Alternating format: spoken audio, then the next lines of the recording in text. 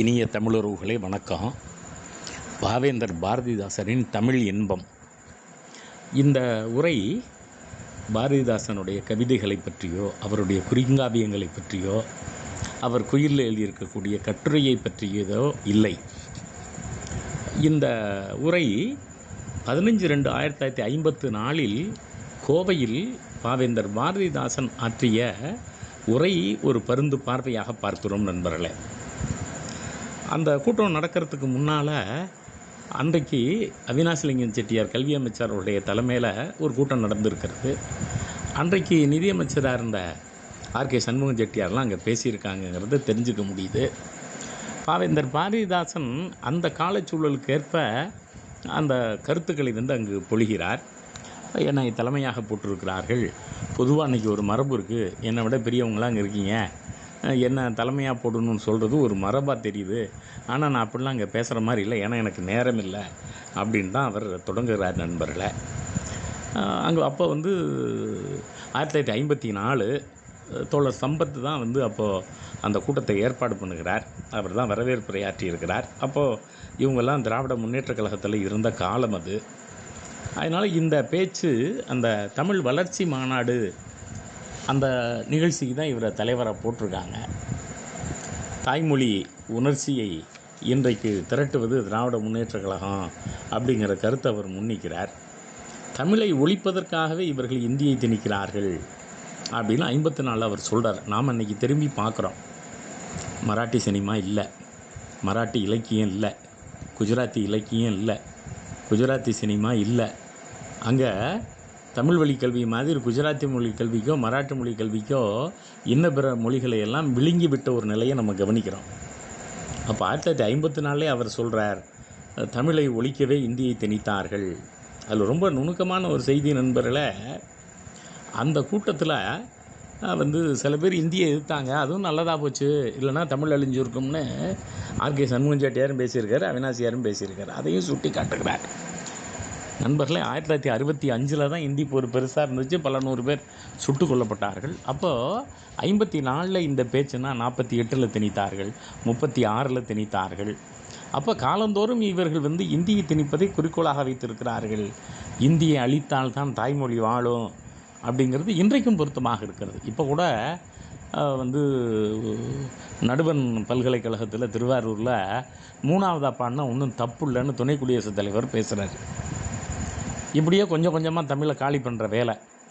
நாம் அதை கடுமையாக எதிர்க்க வேண்டும்ங்கிறது இந்த பாவேந்தருடைய பொலிவை பார்க்கிற போது நாம் எதிர்த்து கொண்டே இருக்க வேண்டும் என்கிற உணர்வு இருக்கிறது நண்பர்களை. சொல்கிறார், திருக்குறளில் காமத்துபாலுங்கிற பகுதியே இருக்கக்கூடாது அப்படின்னெல்லாம் கல்வி அமைச்சர் பேசியிருக்காரு. காமங்கிறது மனித இயற்கை அப்படின்லாம் சொல்லிவிட்டு ஆர்கே சண்முகம் செட்டியாருக்கு திராவிடங்கிற சொல் பிடிக்கலையா, ஏன்னா எந்த புராணத்திலையும் இல்லையா.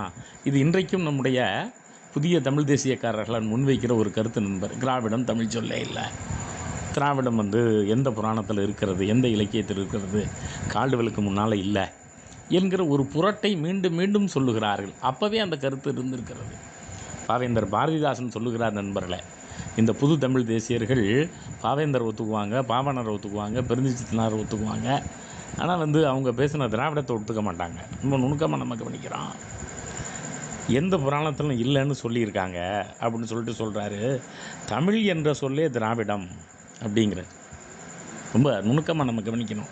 வாழைப்பழம்ங்கிறத வாழைப்பழம்னு சொன்னதுனால அது தமிழ் வாழைப்பழம் தமிழ் இல்லாமல் ஆகிடாது. வாழைப்பழத்திலிருந்து எப்படி வாழைப்பழம் வந்துச்சோ அது மாதிரி தமிழிலிருந்து தான் திராவிடம் வந்தது அப்படின்னு சொல்லிட்டு பாவேந்தர் பாரதிதாசன் ரொம்ப அருமையான சான்று ஒன்று தருகிறார் நண்பர்கள். தாய்மான சுவாமிகளுடைய பாடலை கேளுங்கள். கல்லாத பேர்களே நல்லவர்கள் நல்லவர்கள், கற்றும் அறிவில்லாத என் கண்மத்தை என் சொல்வேன். அந்த பாட்டு வரியில் அந்த நம்ம தாய்மான சுவாமிகள் ஒரு வரி சொல்லுகிறார் நண்பர்களே, பழைய ஞானம் முக்கியம் என்று நவிலுவேன், வடமொழியிலே வல்லான் ஒருத்தன் வரவும் திராவிடத்திலே வந்ததாக விவகரிப்பேன். அதாவது வடமொழியில் நீ சொன்னீன்னா நான் தமிழில் சொல்லுவேங்கிறத திராவிடத்தில் சொல்லுவேன்னு தாய்மான சுவாமிகளுடைய காலம் எது ரொம்ப நுணுக்கமாக நம்ம கவனிக்கணும். தாய்மான சுவாமிகள் காலம் நாயக்கர் காலம். மீனாட்சி அரசி ஆட்சி செய்த போது தான் கிட்டத்தட்ட அந்த காலகட்டத்தில் தான் இவர் இங்கே 1740களில் தாய்மான சுவாமிகள் வந்து இருந்ததாக நம்ம வரலாற்றில் படிக்கிறோம் நண்பர்களே. அப்போவே இந்த திராவிடங்கிற சொல் தமிழை குறிக்கிறது. நீங்கள் 90 விளக்கத்தில் வீரமாமுனிவர் கூட திராவிடங்கிறது தமிழை சொல்லுவார். நீங்கள் மற்ற மொழிகள் பேரெல்லாம் சொல்லிவிட்டு தமிழுக்கு பதிலாக தெலுங்கை கூட சொல்லுவார், சொல்லிவிட்டு திராவிடம். அப்போ திராவிடம் என்பது ஒரு காலகட்டத்தில் தமிழை குறிப்பதாக இருந்தது. வேண்டுமானால் ஒன்று சொல்லலாம், மொழி குடும்பத்தில் வந்து தமிழ் மொழி குடும்பம்னு சொல்லாமல் திராவிட மொழி குடும்பம் அப்படின்னு கால்டுவெல் சொன்னதாக வேணால் சொல்லலாம். மற்றபடி தமிழ்ங்கிற சொல் தான் அன்றைக்கு திராவிடம் என்ற சொல்லால் அழைக்கப்பட்டது என்பதை நாம் கவனத்தில் கொள்ள வேண்டும். ஆர்கே சண்முகம் செட்டியாருக்கு இதெல்லாம் தெரியாது. அவர் கொஞ்சம் வாசிக்கணும்.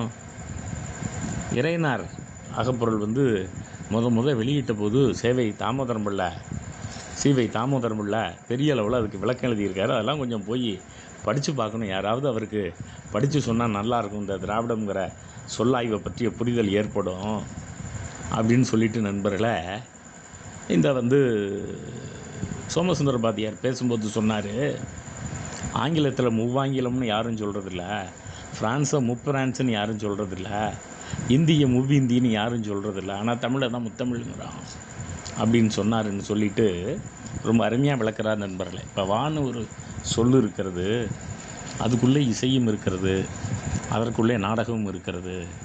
தூரத்தில் இருக்கிறவனை வான்னு கூப்பிடுகிற போது அதனுடைய இசைத்தன்மை நாடகத்தன்மை வேறு. ஒரு தாய் குழந்தைய வா என்று கொஞ்சுகிற போது அதில் இருக்கக்கூடிய இசையும் நாடகத்தன்மையும் வேறு.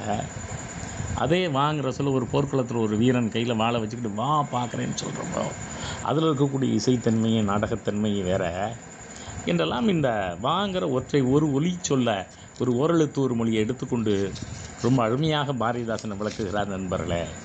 ஆமாம், தமிழுக்கு வரும் இழுக்கு தமிழருக்கு வரும் இழுக்கு அப்படின்னு சொல்லி நாவலர் அங்கே பேசியிருக்கார். அப்போ இவரை குறிப்பிடுகிறார் நண்பர்களே. செந்தமிழ் பாவை செய்தவ கொழுந்து என்கிற போது தமிழ்ங்கிற சொல் வந்து தமிழனை குறிப்பதாக இருக்கிறது.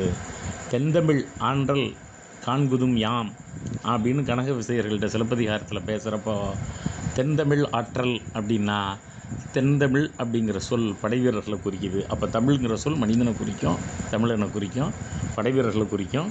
இந்த சொல் வந்து ரொம்ப தொன்மையான சொல். அப்போ இந்த தலைப்பே தமிழ் இன்பம் நண்பர்களே. அதனால் அதற்கேற்றார் போல் பாவேந்தர் ரொம்ப அருமையாக பேசுகிறார்.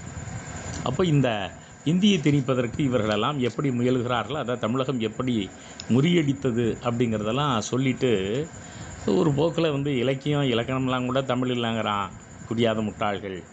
இது முத்தமிழ் பெருமன்றம்னு தான் சொல்லணும். இயற்றமிழ் வந்து எல்லா தமிழ்லையும் இருக்குது. இப்போ தொல்காப்பியத்துக்கு புத்துரை எழுதியிருக்கிறார் நாவலர் சோமசுந்தர பாரதியார். 54 காலங்களில் அவர் எழுதியிருக்கிறார் நண்பர்களை. அதை சுட்டி காட்டுகிறார். அவற்றுள் ஓதலும் தூதும் உயர்ந்தோர் மேனன்னு இருக்குது. உயர்ந்தோர்னா யார் அப்படின்னு மற்ற உரையாசிரியர்கள்ட்ட நீங்கள் போய் பார்த்தீங்கன்னா, அது நச்சினார்க்கினியராக இருந்தாலும் இளம்பூர்ணராக இருந்தாலும் அவங்களாம் வந்து பார்ப்பனர்கள் அல்லது பிராமணர்கள். ஒருத்தர் வந்து ஒருத்தனை சொல்லுவார், அப்புறம் மீதி 3 சாதியை சொல்லுவார். ஆனால் நம்முடைய நாவலர் சோமசுந்தர பாரதியார் அப்படி சொல்லலை. முதல் பாடலில் ஏவலர்களை குறிப்பிடுகிறார்.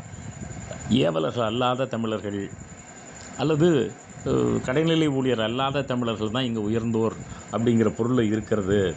அப்போது நாவலர் சோமசுந்தர பாரதியார் இன்னும் இதுபோல் தொல்காப்பியம் முழுமைக்கும் புத்துரை எழுத வேண்டும், இந்த புத்துரை இன்றியமையாதது அப்படிங்கிறத சொல்லிட்டு பேசுகிறார் நண்பர்களே. தமிழில் நாடகம்னு ஒன்று இருக்குது, அது இசையோடு கூத்தோடு கலந்தது. அது வந்து ரொம்ப சிறப்புக்குரியது. அதனால் வந்து ஆங்கிலத்தில் இருக்கக்கூடிய ட்ராமாவும் இதுவும் ஒன்றும் இல்லை. இந்த பொலிவு நண்பர்களே ரொம்ப அருமையான பொலிவாக இருக்கிறத நம்ம பார்க்குறோம். அப்போ பாவேந்தர் கவிதையில் மட்டும் இல்லை, அவருடைய காவியங்களில் மட்டும் இல்லை, அவர் எழுதியிருக்கக்கூடிய பிசிராந்தையார் போன்ற நாடகங்களில் மட்டும் இல்லை, அவர் வந்து சொற்பொழிவுமே காலத்துக்கேற்ப சிறப்பாக எழுதியிருக்கிறார் அப்படிங்கிறத நம்ம பார்க்குறோம். சொல்கிறார் நண்பர்களை, இந்த முத்தமிழ் மன்றம் வந்து பகுத்தறிவோடு கூடிய இலக்கியத்தை பரப்பணும். மறைந்திருந்து வாலியை கொன்றவன் கதையையா நாம் சொல்லித்தர முடியும் நம்ம இளைஞர்களுக்கு? நல்லதங்கள கதையை சுட்டி காட்டுறார். அந்நியார் மதியாத காரணத்தால் தான் பெற்ற 7 பிள்ளைகளையும் அலறலற கிளற்றில் தள்ளி கற்பலங்காரி என காட்டுகிறார்களே நாடகம், அதையா நம் பெண்களுக்கு சொல்லித்தர முடியும்? அதெல்லாம் கூடாது. ஆமாம், உடன் பிறந்தானுடைய உயிரையும் அவனுடைய நாட்டையும் பெருமையும் அயலவனுக்கு காட்டி கொடுத்தானே, அவனை ஆழ்வான் என்கிறார்களே, விவிடு என சொல்கிறார் நண்பர்களே. அந்த கதையை நம் பிள்ளைகளுக்கு நாம் சொல்லித்தர முடியும். ரொம்ப அற்புதமாக இவர் வந்து எதை எதையெல்லாம் சொல்லித்தரக்கூடாது அப்படின்னு சொல்கிற அந்த தன்மையை நம்ம பார்க்குறோம் நண்பர்களே. அதாவது பரவாயில்ல, வீட்டில் குடித்தனம் நடத்திக்கிட்டு இருக்கான், குழம்பு கொதிச்சுக்கிட்டு இருக்கு, உன் மகனை கொன்று எனக்கு சமைச்சு போடணுன்னே அந்த குழம்புல மகனை வெட்டி போட்டு பெரிய புராணத்தை சுட்டி காட்டுகிறார் நண்பர்களே. இந்த கதைகளையா நாம் நம் பிள்ளைகளுக்கு ஊட்ட முடியும்? முத்தமிழ் மாநாடும் முத்தமிழ் மன்றம் என்பதும் இந்த ராமாயணத்தையும் இந்த பெரிய புராணத்தையும் அல்லது இந்த மாதிரியான தொன்மங்களையும் கற்பிப்பது இல்லை, அறிவியல் பூர்வமாக கற்பிக்கணும். கம்பனில் கூட 12,000 செயலும் அவன் எழுதலை, 3,000 தான் எழுதுனான்னு டிகேசி சொல்லிக்கிட்டு இருக்காரு. ஆனால் அவர் வந்து வாழ்த்தடங்கன் அப்படிங்கிறத வாழ்த்தடங்கன்னு எழுதாமல் வாழ் இத்து போடுவார். கல் தரையை கற்றறைன்னு சொல்லாமல் கல் தரைன்னு இத்து போட்டு எழுதுவார் என்றெல்லாம் நக்கலாக அப்போ இருந்த டிகே சிதம்பர முதலியாரையும் இவர் நக்கல் அடித்து விட்டு, இது போன்ற இலக்கியங்களை எல்லாம் நான் தர முடியாது, தமிழ் இன்பம் என்பது சிறப்பு மிகுந்தது என பேசியிருக்கிறார் நண்பர்களே. அப்போ பாவேந்தருடைய மேடை பேச்சுகள் கூட நமக்கு சுவை மிகுந்தனவாக இருக்கின்றன. நன்றி.